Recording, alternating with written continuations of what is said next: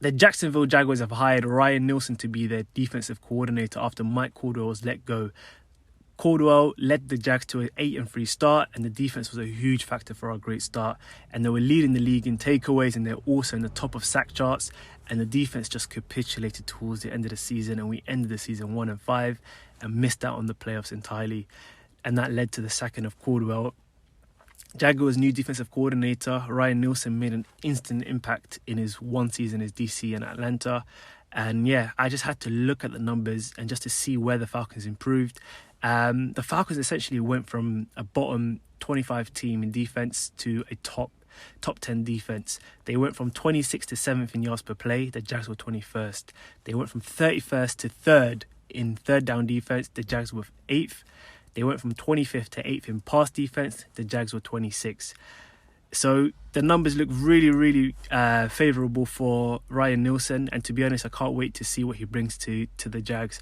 What's up, everyone? I hope you're all doing well. This is Jags Central.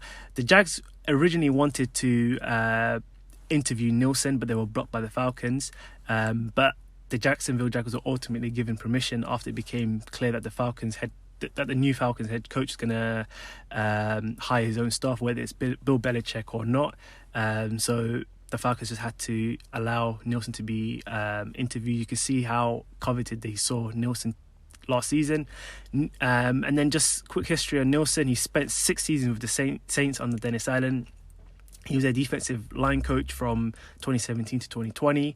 And then he added assistant head coach to his title in 2021. And then that changed to co-defensive coordinator. And then last season, Nielsen's first gig as a defensive coordinator and a play caller, though he continued to coach like the D-line in Atlanta. And like Ryan Nielsen's hiring, for me, spells good news for Trayvon Walker.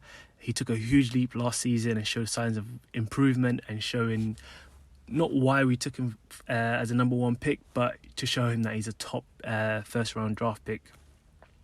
But we have to see if the Jags can shore up the D-line and provide Nielsen with some tools to succeed, particularly on the interior.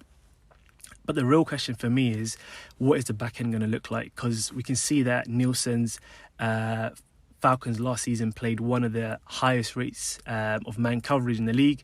They played man almost 60% of the time last year. That's the 3rd highest in the league, where the Jaguars in comparison played it only 32% of the time, 31st in the league. So the Jags last season were particularly a zone defense.